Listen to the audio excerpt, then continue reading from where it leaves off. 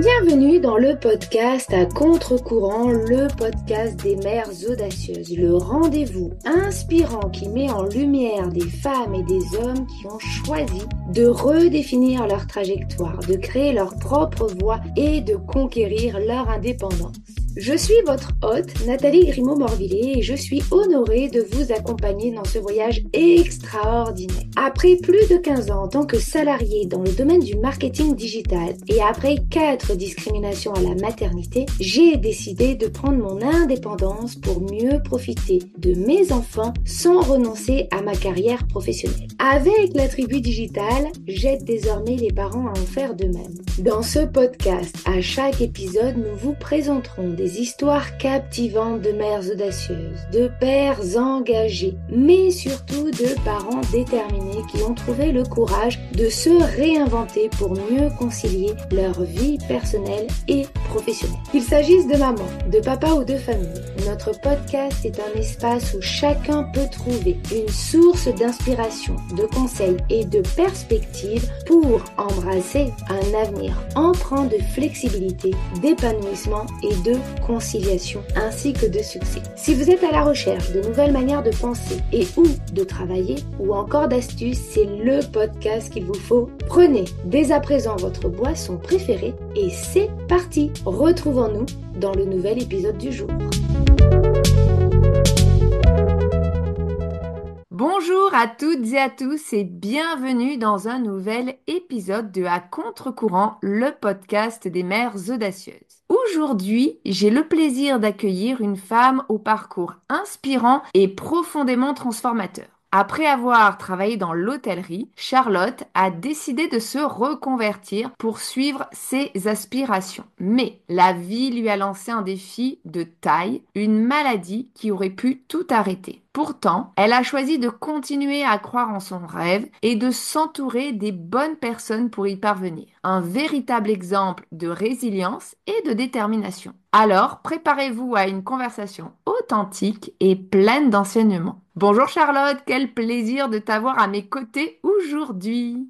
Bonjour Nathalie et plaisir partagé. Bonjour à toutes et tous. Je crois qu'il n'y a pas que des filles. Il y a aussi quelques papas sûrement qui nous écoutent. Alors pour commencer justement, est-ce que tu peux te présenter à celles et ceux qui nous écoutent? Mon prénom c'est Charlotte, j'ai 35 ans et j'ai un parcours professionnel qui est orienté dans l'hôtellerie-restauration, comme tu l'as dit. J'ai travaillé presque 10 ans en tant que salariée au sein des directions d'hôtels. J'ai beaucoup bougé, j'ai travaillé en saison et donc notamment dans les Alpes, dans le sud de la France, mais aussi à l'étranger. Et puis il y a quelques années, j'ai décidé de me mettre à mon compte dans l'hôtellerie-restauration et de faire du conseil, de la formation et de la gestion d'e-réputation. Ok. Alors petite question complémentaire, depuis quand es-tu maman et surtout combien d'enfants as-tu? Et ben bizarrement, je suis maman presque en même temps que je suis devenue entrepreneur. C'est pas si bizarre, on s'en rend compte avec les profils que tu as autour de toi. Mais donc effectivement, j'ai été maman en 2020, pile pendant la période Covid, où en fait j'ai découvert ma grossesse au tout début du confinement. Et donc bien sûr, mon choix réorientation professionnelle, je dirais, il est bien évidemment complètement lié avec ce changement de statut. J'ai un petit garçon qui a aujourd'hui 4 ans et ma vie dans l'hôtellerie-restauration n'était pas vraiment compatible. J'ai voulu faire quelque chose de différent et sans pour autant changer de secteur puisque c'est vraiment mon secteur de cœur. Je suis passionnée par l'hôtellerie, par la restauration, la cuisine et donc je me voyais pas faire autre chose. Je le fais juste de façon différente. Et oui, effectivement, tu fais partie, en tout cas, des membres de la communauté qui ont passé le pas lorsqu'elles sont devenues mamans, qui se sont dit, bon, finalement, j'adore mon métier, mais c'est absolument pas compatible si je veux pouvoir aussi profiter de mes enfants. Et comment je peux me réinventer sans finalement perdre un petit peu tout ce côté, tout ce secteur que j'aime, mais en même temps pouvoir être présente et puis voir grandir mon ou mes loulous. Et c'était vraiment incompatible dans l'idée de l'hôtellerie-restauration, où même si je changeais de métier en restant dans ce secteur, j'avais toujours des soirées ou des week-ends, et ça, c'était vraiment pas jouable. Donc, je me suis créé mes propres règles du jeu au final. Ben, on va justement y revenir. Est-ce que tu peux nous raconter comment nous nous sommes rencontrés? Eh ben, on s'est rencontrés en octobre 2020. À ce moment-là, je sais pas encore que je vais me mettre à mon compte quasiment. Je le sais en octobre, mais je le sais pas au moment où je m'inscris à la formation qui est l'été 2020. Si je m'inscris à cette formation en me disant, bah tiens, c'est vrai que la communication digitale, ça manque dans nos métiers et je me retrouvais très régulièrement sollicitée par mes employeurs pour pouvoir gérer l'aspect communication. Donc je savais qu'il fallait que j'ai une vraie corde à mon arc pour pouvoir le proposer. Et donc l'idée première, elle est là. Et au final, entre le moment où je m'inscris à la formation et le démarrage, le projet va mûrir plus vite que prévu. Et je me dis, bah tiens, en fait, je vais proposer des prestats réseaux sociaux et puis avis clients, puisque j'aimais bien cette partie-là, vraiment sur mon secteur qui est l'hôtellerie-restauration. Et c'est ce qui va me mettre totalement le pied à l'étrier pour le démarrage de mon activité. Et donc, je me dis, moi qui ai un peu la peur de rester statique et de la page blanche, je me dis, oulala, si je me mets à mon compte, il faut que je le fasse en même temps que la formation. En fait, ça va me booster et c'est ce qui se passe. Je crois que je démarre la formation le 15 ou le 18 octobre à tes côtés. Et puis, j'obtiens mon SIRET le 1er novembre. Donc, en fait, j'ai vraiment décidé de mener de front les deux. Et ce qui était génial, c'est que tous les modules de formation, je les appliquais tout de suite et je m'étais fixé un objectif, c'était de trouver mon premier client avant que la formation se termine, qui a été le cas. Donc, vraiment, il y a eu une émulation entre octobre et janvier où on a passé la certification et qui fait que j'ai pas eu vraiment cette sensation d'être en haut d'une falaise et de me dire bon bah maintenant il faut sauter parce que j'ai fait des petites actions qui mises bout à bout en fait m'ont permis de me dire un jour ah bah tiens bah c'est vrai que je suis à mon compte et c'est vrai que je fais des factures et c'est vrai que tiens je vais pouvoir peut-être en vivre et toutes ces questions se sont posées vraiment au fur et à mesure en l'espace de quelques mois grâce à la formation. Waouh, bah super, merci pour ton retour. C'est toujours intéressant de voir aussi comment chacune de vous, vous avez vécu votre entrée, votre formation et puis l'après-formation. Si tu étais une femme à impact connu, qui serais-tu? Mais surtout, pourquoi? Alors, je crois que je suis obligée de citer quelqu'un qui fait partie de mon univers. Je pense que je dirais Hélène Darroze, qui est donc une chef qui est quand même connue du grand public puisqu'elle est aussi jury dans Top Chef depuis plusieurs années. Mais c'est quelqu'un que j'admire beaucoup parce que bien sûr, elle évolue dans mon univers, mais au-delà de ça, je trouve qu'elle a une approche très humaine et très engagée, une vraie volonté de transmettre. Et donc, on le voit par Top Chef, mais pas seulement. Et donc, c'est pour ces qualités-là que je l'admire. Et puis parce que bien sûr, il y a quelque chose qui fait écho à mon ambition personnelle, c'est sa capacité à structurer et à piloter des projets d'envergure. Elle a créé des bistrots, elle est chef étoilée, elle a plusieurs étoiles au guide Michelin. C'est vraiment tout ça que j'admire dans son parcours. Et oui, en plus, finalement, une femme dans un métier d'homme, parce que même si on trouve souvent les femmes à la cuisine, dans les foyers, finalement, ce sont quand même beaucoup les hommes qui sont chefs ou chefs étoilés, et les femmes ont du mal dans ce milieu à percer. Donc c'est vrai que lorsqu'on a un exemple féminin qui réussit, c'est encore plus engageant, je trouve. Oui, et puis elle a cette ouverture à l'international. Et comme tu viens de le dire, ça aussi, c'est encore quelque chose qui est difficile quand on est une femme que d'avoir aussi des compétences reconnues à l'international. Je te rejoins totalement de cet univers d'hommes. Alors, pour entrer dans le vif du sujet, est-ce que tu peux nous parler donc de ton parcours dans l'hôtellerie? Tu nous as déjà un petit peu expliqué ce qui t'a poussé à envisager cette reconversion et surtout en fait, est-ce que tu peux nous expliquer les principales étapes après la période de formation? Les principales étapes, ça va être surtout de chercher finalement qu'est-ce que je vends. C'était pas si simple au démarrage, donc heureusement qu'il y avait cette formation qui me permet de me sentir légitime, hein. On va pas parler du syndrome de l'imposteur, mais je crois qu'on l'a vraiment tout en tête. Et donc c'était vraiment de dire qu'est-ce que j'apporte à l'hôtellerie-restauration. Et donc, les premiers services que je propose, c'est vraiment cet accompagnement réseaux sociaux et avis clients. Et je sais que j'enlève une épine du pied de façon très concrète aux hôteliers et aux restaurateurs, puisque je viens les soulager directement sur ces sujets-là, qui sont des sujets parfois contrariants. Et très rapidement, je me rends compte que quand je vais chez mes clients, de façon très informelle, on commence à pencher sur des sujets un peu plus opérationnels. Ah bah tiens, mon chiffre d'affaires a baissé. Ah bah tiens, j'ai moins de monde sur ce service-là. Ou ah bah j'ai des difficultés dans mon équipe de réception ou sur du management. À chaque fois que je repars, je me dis, tiens, mais c'est quand même du conseil hein, que je viens de passer comme après-midi. Et je me vois pas en même temps me dire, bah tiens, je vais vendre du conseil. Je trouve que en ayant été de l'autre côté, les gens savent faire dans l'hôtellerie-restauration, ils ont juste pas le temps. Et je me demande, du coup, je m'interroge, je me dis, bah, comment je vais pouvoir les aider dans leur quotidien sans juste arriver en disant, bah, il faut que tu fasses ci, ça et ça, merci, au revoir, quoi. Je me vois pas du tout dans ce rôle-là et je suis pas convaincue que c'est ce dont ils ont besoin. Et donc, après une période de réflexion, réflexion, je me dis, bah, je vais faire de la formation. Et c'est à ce moment-là que j'interviens de nouveau chez mes anciens employeurs ou dans d'autres établissements de saison. Et j'arrive souvent au début du démarrage de la saison d'hiver ou de la saison d'été et je viens donner un peu l'impulsion des clés qu'on a besoin sur la relation client ou sur le management. Et puis de la formation, après, il n'y a qu'un pas dans l'accompagnement. Et Mm. aujourd'hui, ça représente vraiment mes prestations principales, c'est-à-dire que je vais physiquement dans les hôtels ou dans les restaurants pour essayer, d'un point de vue opérationnel, les aider dans leur quotidien et trouver comment on fait monter en compétence leurs équipes ou comment on monte en gamme leurs services quand c'est leur besoin. Voilà un petit peu comment je me suis cherchée, mais c'est vrai que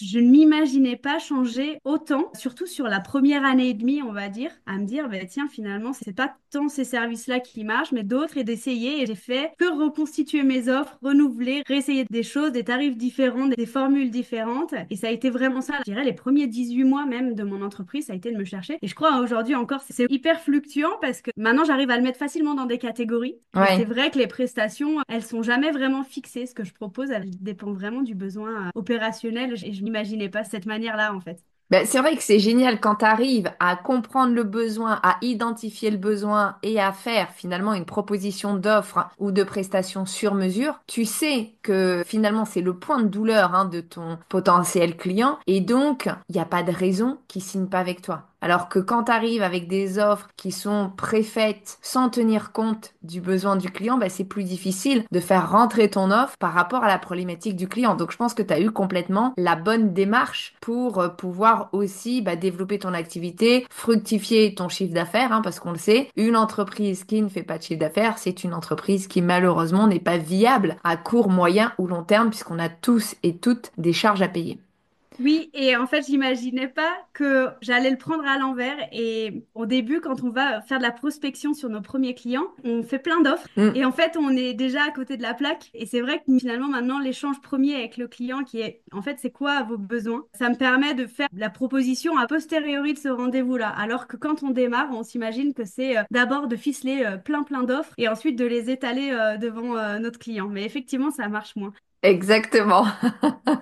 Bon, tu as lancé ton activité et puis malheureusement s'est présentée à toi une maladie qui s'est déclarée, qui a été relativement invalidante. Comment, lorsque tu es arrivé dans cette période, on va dire non volontaire, comment tu as réagi aussi bien sur le plan personnel que professionnel?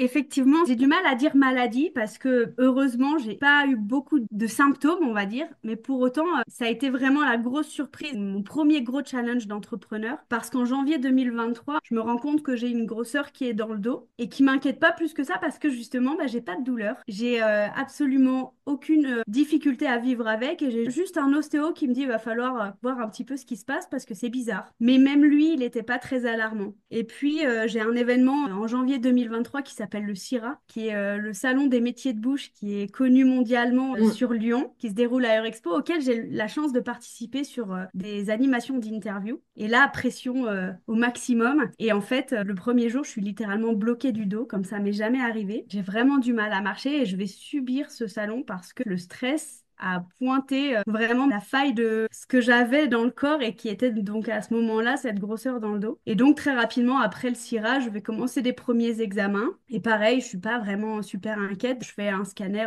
entre deux rendez-vous pro, j'y vais toute seule. Et en fait, je comprends à ce moment-là que c'est un peu plus grave que prévu quand j'ai l'infirmière à la fin de l'examen qui me demande de rester dans la salle parce que le radiologue veut me voir. Et elle me dit en partant de la pièce, bonne journée quand même. C'est la douche froide pour moi. Je me dis, mais pourquoi elle me dit ça? Je suis glacée. Je sais pas trop ce qui va m'arriver et je comprends qu'il y a un problème. Le radiologue, il arrive et il me dit, bah voilà, vous avez une tumeur dans le dos. Elle vous bouffe la côte. Il va falloir aller biopser. Et Waouh. donc derrière se sont enchaînés des examens. Je comprends que je passe en priorité puisqu'il me revoit 48 heures après. Il monte les images, tout s'enchaîne en fait. Et il me dit, bah il faut aller au centre Léon Bérard à Lyon, qui est un centre d'oncologie. Et je découvre tout ça par internet parce que moi je connais pas le centre Léon Bérard. Je prends mon téléphone dans la salle d'attente, je regarde, je vois le truc qui m'explose aux yeux. Et je dis ah ouais ok, bon bah on y va. Et puis entre janvier et mars, là je suis incapable de rien faire d'un point de vue professionnel. Je produis tant bien que mal mes contrats réseaux sociaux parce que j'ai pas le choix. Et je suis incapable de faire quoi que ce soit. Ma prospection s'arrête, les relations avec les autres. Je suis comme vraiment buggée. J'attends un diagnostic, j'attends les résultats et fin mars arrive un soulagement qui est que cette tumeur, elle n'est pas cancéreuse. D'accord. Donc là, vraiment, c'est un moment vraiment magique de soulagement parce que je me suis projetée dans des chimios, etc. Et je sais pas encore ce qui va m'arriver, mais je me dis que ça peut pas être pire. Mhm. J'attends ensuite un diagnostic sur le printemps qui n'arrivera pas parce que j'ai pas de diagnostic. Aujourd'hui, on sait pas ce que c'est, on sait pas ce qui s'est passé, on sait pas pourquoi j'ai ça, et donc j'ai pas de diagnostic. Et donc, comme j'ai toujours pas de symptômes, on me dit bah qu'on va continuer de cette manière-là et qu'on fera juste des surveillances. Donc je reprends un peu ma vie, tant bien que mal, et là je me rends compte quand même que il se passe un truc. J'ai une énergie de malade. Je me dis, tout est derrière moi. Je comprends qu'il se passe un truc, mais que je peux pas contrôler. Et puis, je me dis, bah, j'ai pas mal, donc tant mieux. Et en juillet, je reçois un appel du centre Léon Bérard qui me dit, on sait pas ce que vous avez, mais quand même, les quelques cas qu'on a, ça évolue défavorablement. On va vous opérer et il faut qu'on vous enlève cette tumeur et qu'on vous enlève un morceau de votre côte. Bon, bah, Ok. ok. Et donc, on planifie l'opération début août. Et là, entre début juillet et début août, je me dis, bah, j'ai deux choix. Mon entreprise, elle est au point mort depuis quelques mois. Soit je fais rien en juillet, l'opération arrive en août, le temps que je me remette, je suis bonne pour trouver un job alimentaire à la rentrée parce que j'aurais rien fait. Ou Mm. soit, bah, c'est le moment, j'y vais, je tente le tout pour le tout. Et j'ai un mois pour remuer ciel et terre pour que les contrats, ils tombent à la rentrée. Bon, mon choix, il est vite fait.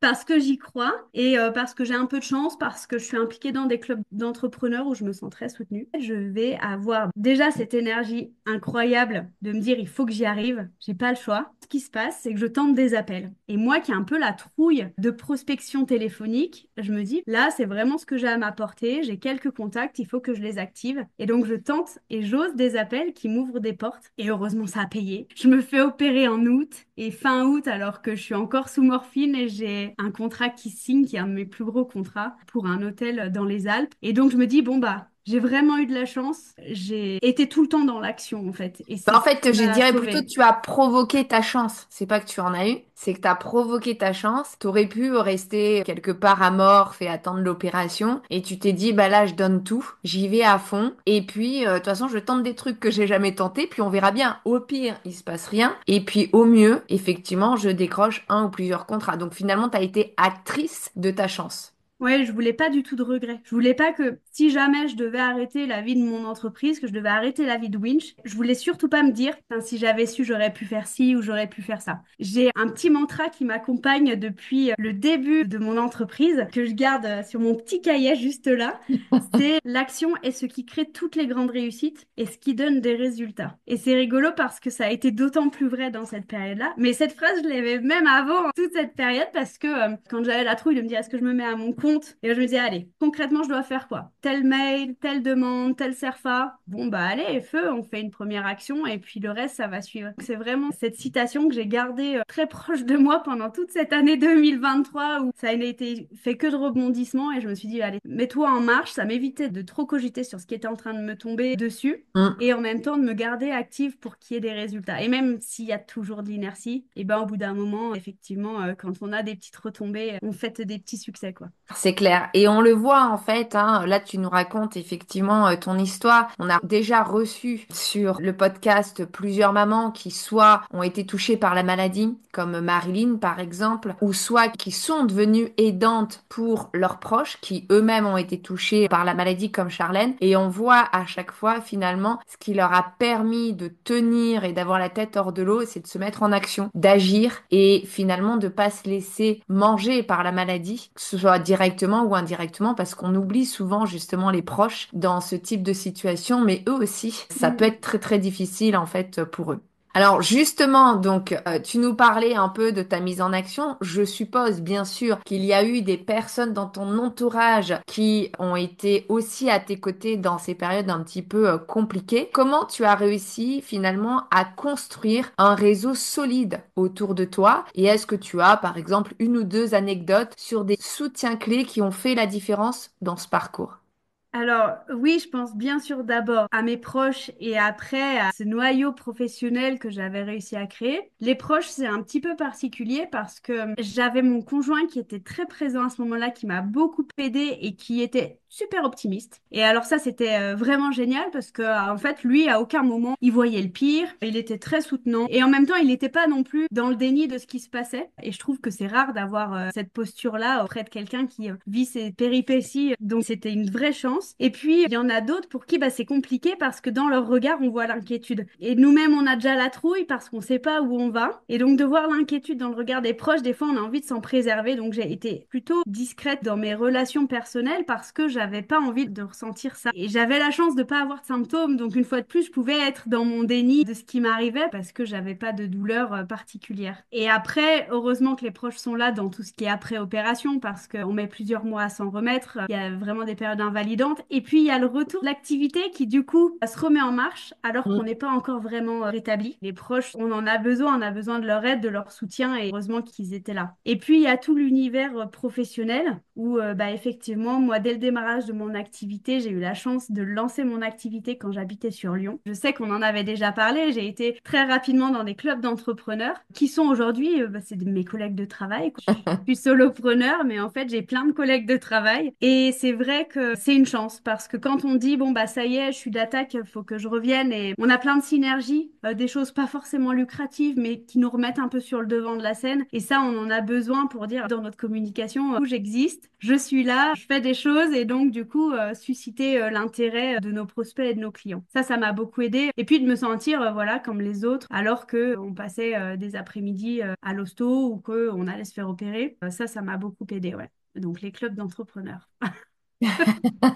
Et c'est vrai qu'effectivement, en formation, je vous en parle beaucoup, de pas rester seul, de pas rester chez vous et de vous rapprocher de différents clubs, d'un ou plusieurs d'ailleurs, parce que finalement, les problématiques des entrepreneurs, même si elles peuvent être parfois un petit peu différentes, c'est souvent quand même les mêmes. Et du coup, il y a une certaine solidarité parce qu'on vit aussi les mêmes choses et on est soumis aussi aux mêmes choses. Donc, des choses qui sont différentes d'un salarié lambda ou de quelqu'un qui travaille dans une administration tout simplement. Et puis, on a des tips auxquels on s'attendait pas. Dans des clubs d'entrepreneurs, on n'a pas seulement des échanges de carnets d'adresses ou des besoins directs d'un client à qui on va facturer, mais on fait des initiatives un peu hors du commun. J'ai eu la chance de faire des conférences. Tout ça, c'est grâce à une synergie de clubs d'entrepreneurs. On m'a aussi formé sur des spécificités qui n'étaient pas les miennes. On m'a aussi mis à disposition un bureau pour que je puisse bosser pendant quelques mois parce que j'avais pas encore de lieu pour poser mes valises. C'est grâce à ces clubs d'entrepreneurs. Donc, on n'a pas forcément les choses auxquelles on s'attend. Il y a d'autres bonus aussi, c'est ça qui est hyper chouette. C'est vrai, effectivement. Merci pour en tout cas ce retour. Avec le recul, quels sont les enseignements que tu tires de ce parcours du tien? Quels sont les conseils aussi que tu donnerais à celles et ceux qui nous écoutent et qui pourraient se retrouver dans une situation plus ou moins similaire à la tienne? La première chose, ce serait déjà d'oser dans notre vie d'entrepreneur et de pas se mettre de barrières. Ça, c'est vraiment quelque chose. Et je le dis en même temps, j'essaye de me l'appliquer à moi-même. Je me dis, écoute ce que tu dis parce que oser.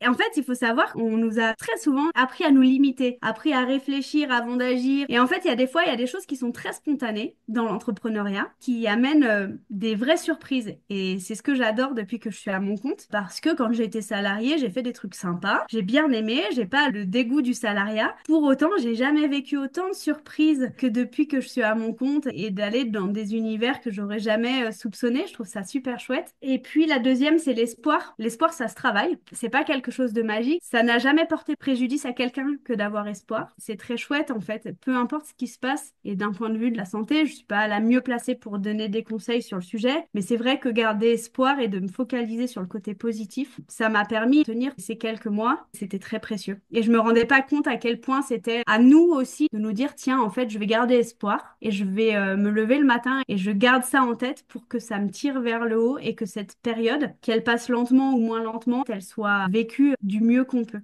Tout à fait, c'est hyper important ce que tu dis. Et moi, j'en parle souvent, mais plutôt sur la confiance. T'en parles au tout début en disant le syndrome de l'imposteur. Mais en fait, on a une capacité interne à travailler et à voir les aspects positifs ou à voir les aspects négatifs. Et donc, en fait, il ne tient qu'à nous. Alors, c'est pas forcément facile quand on a été éduqué avec des parents ou une société qui ne voit que les aspects négatifs. Mais finalement, il ne tient qu'à nous, sans rentrer dans le monde des bisounours non plus, mais à se focaliser sur les aspects positifs plutôt qu'à se focaliser sur les aspects négatifs. Et du coup, ça rejoint, je trouve, ce que tu dis sur l'espoir. Et je donne souvent un exemple lors de la formation. Parfois, certaines mamans prennent un peu de retard ou ont des imprévus. Donc, du coup, tout de suite, c'est «Ah, j'ai du retard. Ah, il y a eu un imprévu, etc.» Et je raconte souvent cette histoire d'une maman qui a quelque temps donc se formait et sur la route, elle crève. Donc, en plein milieu de la campagne ou je ne sais pas où est-ce qu'elle était. Donc, elle se retrouve avec le pneu complètement à plat. Donc, elle passe sa matinée à appeler l'assurance, à se faire remorquer, à être dans un garage pour pouvoir faire changer sa roue. Et du coup, plutôt que de dire à main, j'ai perdu ma journée, j'ai galéré avec l'assurance, etc.,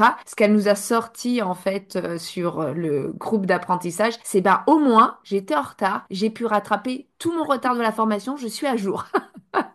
Et je trouve ça génial. Dès qu'on voit les aspects négatifs, on a une sorte de biais cognitif où on a l'impression qu'on a que des choses négatives qui nous arrivent. Alors que si on prend le biais cognitif positif, finalement, oui, comme tout le monde, on a des situations difficiles à vivre. Mais si effectivement on voit le côté positif et comme tu dis, on garde espoir, on va vivre au mieux les périodes qu'on est obligé de traverser.